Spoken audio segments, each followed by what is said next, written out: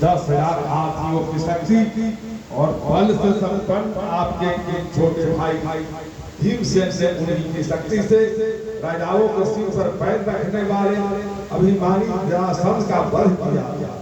तदंतर उन्हीं भगवान ने उन बहुत से राजाओं को मुक्त किया जिनकी जरासंध महाभैरव यज्ञ में बलि चढ़ाने के लिए बंदी बना रखा था। उन सब राजाओं ने आपके यज्ञ में अनेकों प्रकार के उपहार दिए थे।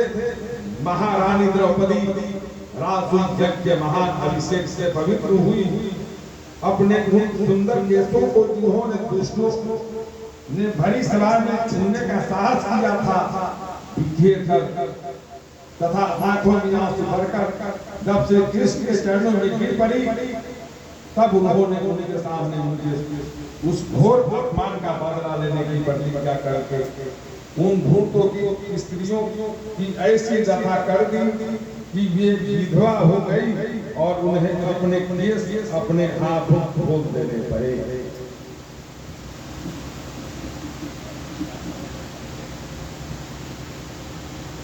वनवास के समय हमारे वैसे दुर्योधन के षड्यंत्र से 10,000 शिष्यों का साथ बिठाकर भोजन कराने वाले महर्षि दुर्वासा हमें दुष्ट संकट में डाल दिया था।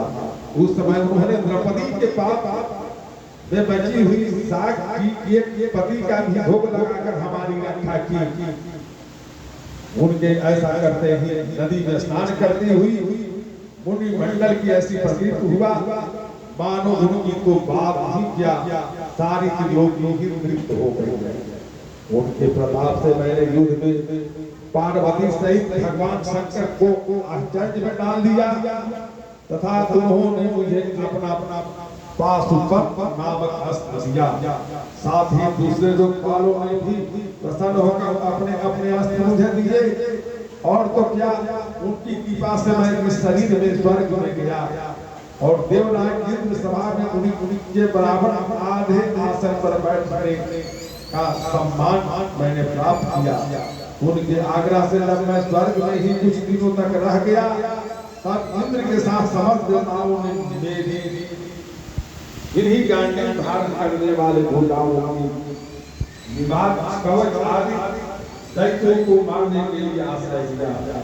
महाराज यह सब इनकी महती कृपा का फल था। उन्हीं पुरुषोत्तम भगवान श्री कृष्ण ने मुझे आज ठग लिया।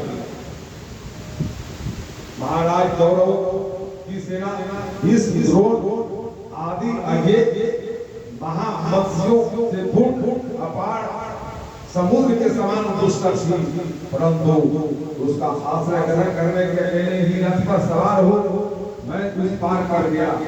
उन्हीं की सहायता से आपको याद होगा मैंने सब राजा